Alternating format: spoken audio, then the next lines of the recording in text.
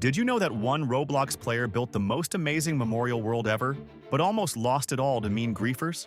This is the story of Jake, a veteran player who discovered something heartbreaking about his best gaming friend, Alex. After playing together for 3 years, Alex told Jake a secret. He was very sick and didn't have much time left, but Alex had been working on something special, a huge memorial world filled with hidden messages for sad players who needed hope. When cruel griefers found out Alex was dying, they tried to destroy his beautiful creation. Jake couldn't let that happen.